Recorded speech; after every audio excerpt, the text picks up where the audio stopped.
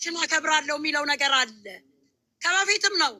አሁን እሷ ፍላጎቷ ስለሆነ እኔ አይደለሁኝም ጥፋተኛ ነኝም ብሎ ማያቅምም ጥፋትም አድርጌያለሁና ጥፋቴን ይቅር እላለሁኝ ይቅርታ ጠይቃለሁ ብሎ አያቅም። እሱ እኔ ሳቀው ጀምሮ ማለት ነው ስከታተለው ጀምሮ እሱ አንድ ቀን እኔ አጥፍቻለሁ ይቅርታ ብሎ አያቅም። ገባሽ? ይቅርታ ብሎ እንኳን በጣም ነው የሚቆጨው። ይቅርታ ብሏት ይቆጫል። የሰው ልጅ ደግሞ ይቅርታ ፈጣሪ አምላክ እንኳን ይቅር ብሎናል። እኛ በሰራ ነው ስራ አይደለም። የሰው ልጅ በየደቂቃው ስንት አይነት ኃጢአት ወንጀል ካፋችን የሚወጣው ገባሽ? እንኳን አይደለም ፈጣሪ የፈጠረን ጌታ ከኛ ምንም የማይፈልገው እንኳን ይቅር ብሎን ነው የምንኖረው እኛ። እሱ ግን በይቅርታ ደናደሩ ማዝጌ ደናደር። እሺ፣ መልካም ሌሊት ይሁንልሽ። እሺ፣ እመቤቴ ከእናንተ ጋር ትሁን። እሺ፣ አመሰግናለሁ። ለዛ ነው ቃልዬ እሱ ገባሽ ሁሌ ምርጫ ውስጥ የሚያቀርበው ፍላጎትሽን አከብርልሻለሁ። ሰው የሚያፈቅረውን ሰው ሴት ልጅ በሚወዳት በሚስቱ በሀገሩ አይደራደርም። ወንድ ልጅ ሚስቱን ምርጫ ውስጥ አያቀርብም። ነገ አገባታለሁ የሚላትን ሴት ከማንም ጋር አያወዳድራትም የራሱ ብቻ ስለሆነች። እሱ ግን አሁንም ዛሬም የድፍረቱ ድፍረት ወንድምየው ፊት ኦዲየንሱ እንኳን ርቆ የሚኖረው እንኳን የማይፈልገውን ቃላት ዛሬም ወንድምየው ፊት ደገመ። ምን አለ ወንድምየው ፊት? እኔ የምጠይቅህ ጥያቄ አንድ ጥያቄ ብቻ ነው። አምጣትና ፍላጎቷ ከሆነ እጠይቃታለሁ አለ። እንዴት ነው ወንድም ፊት እንዲህ የሚባለው?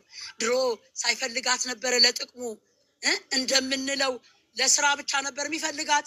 ዛሬ የሚፈልገውን ነገር ስላደረገ፣ ዛሬ ሁሉንም ነገር ስላሟላ በቃ አታስፈልገውም ማለት ነው።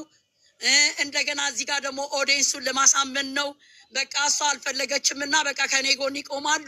ሀይሚ ታደሰ መቼም ዛሬም ነገም እሱ ፈጣሪ ከላይ ስላዘዘላት ይሻግታል እንጂ የእሷን ፍቅር ማንም አይወስድባትም። ልንገራችሁ፣ ማንም። ለምን አንድ ሰው አይቀርም? አንድ ሰው ሲቀር ገኒ ደግሞ ዝጋን አንድ የተረዳሁት ነገር አለ። የኤፋ መምጣት የተረዳሁበት አንግል ምን መሰለሽ? የማንንም ዘልዛላ ሴቶች እየመጡ ዲስሪስፔክት ያደርጓታል። እሱም ደግሞ እንደ ህፃን ከቤት አትወጭ የሚላታል ምናምን ነገር የሆነ የቁም እስረኛ ሰው ታውቂያለሽ፣ እንደዛ ነገር ማለት እና ያንን ነገር ለማስከበር እና ላይክ በስነ ስርዓት እንዲያፈቅራት ፍቅር ምን እንደሆነ በስነ ስርዓት እንዲያሳያት ስለፈለገ እንጂ ኤፋ ሁለቱን ለመለየት ፈልጎ አይደለም። በቃ እየናቀ ረግጦ ነው እያኖራት ያለው።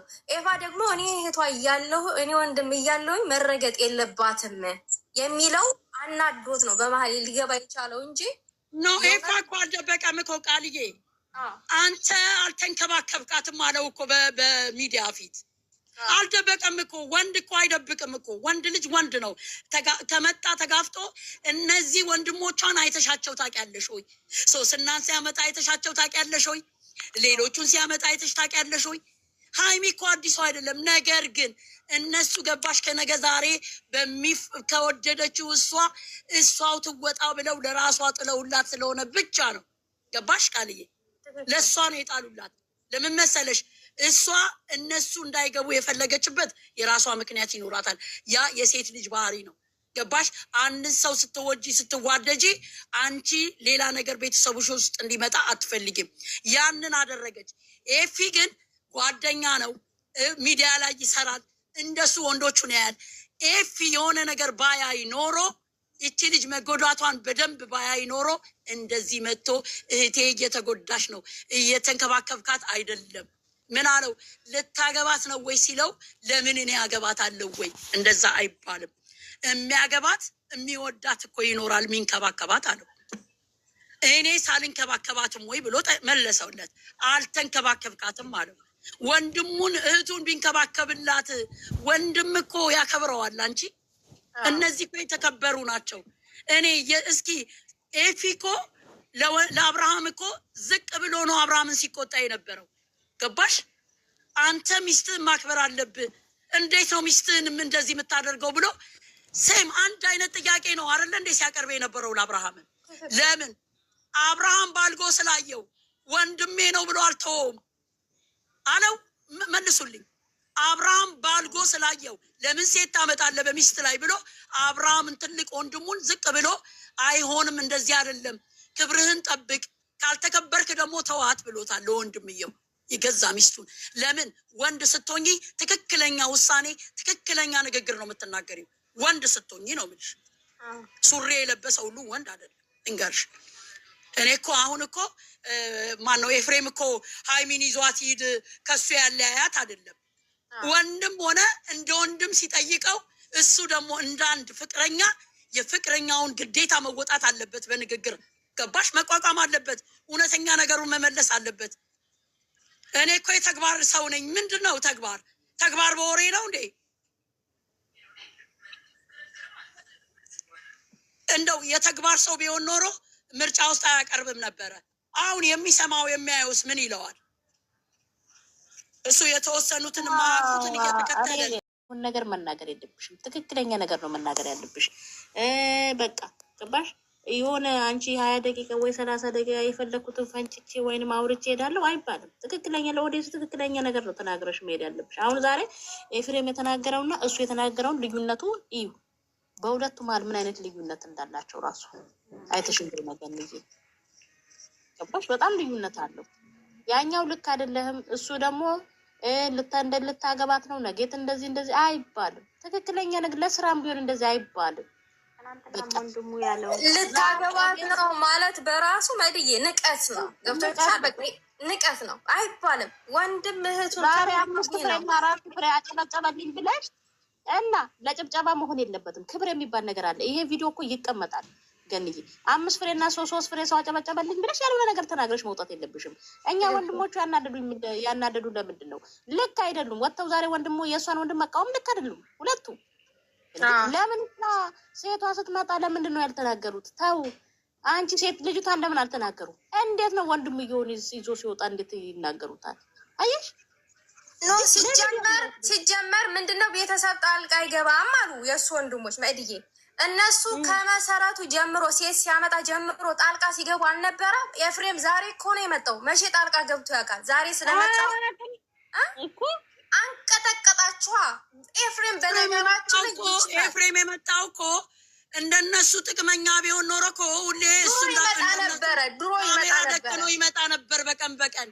ኤፍሬም የመጣው ለኢምፖርታንት ነገር ነው የመጣው። እህቱ እየተጎዳች መስሎ ታየው መጣ። ንግግሩ ራሱ ምን አለመሰለሽኝ፣ ኦዲየንሶቹም የእሱ ኦዲየንሶች እሱ እንዳለው ማለት ነው ኦዲየንስ እንዳለው ተናግሯል። ገባሽ? የአንተ ኦዲየንሶቹም ቢሆን ተቀበሉት። እህቴ እየተጎዳች ስለሆነ እናንተም ማንም የበታች ማንም የበላይ የለም አለ። ከዚህ በላይ ምን ይበል? ከዚህ በላይ ንገሩ። የመረራችሁ ዋጡት ብሏል። እና ትክክል እኮ ነው።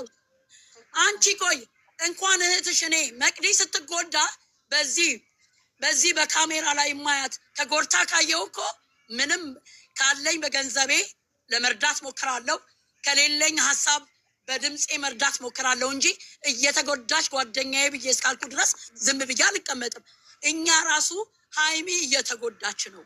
ሃይሚ ሴቶቹን እያመጣ እያስናቃት ነው አይደለ እንዴ? እዚህ ላይ አውጥቶ ያስቀረን አይደለ እንዴ?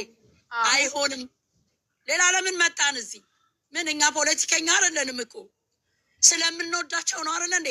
ዛሬ ራሱ ሪስፔክት ስለሌለው ከሪስፔክት እሱ ነፃ የሆነ ሰው ስለሆነ ዛሬ ወንድምየውን እንኳን እንዴት አድርጎ እንደሚያየው በንቀት አስተያየት ጓደኛው ሆነ በንግግር ይገላቸዋል። እነሱ ምን ንቀት ገልዬ ይመቸው ምን ይንቃል?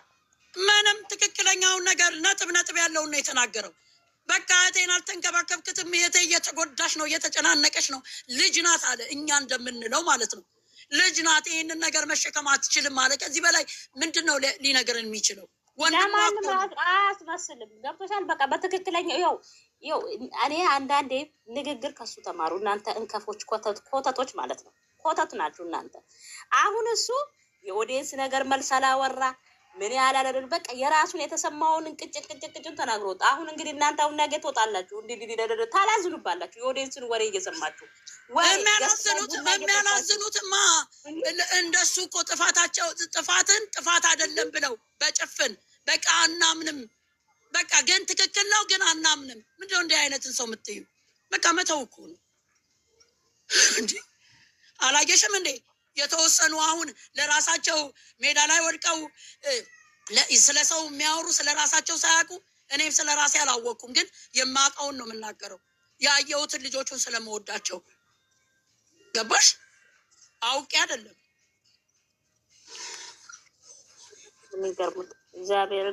ወንድሞቹንም ቢሆኑ መቅድጌ እንደነሱ እኮ ኤፍሬም እኮ እየመጣ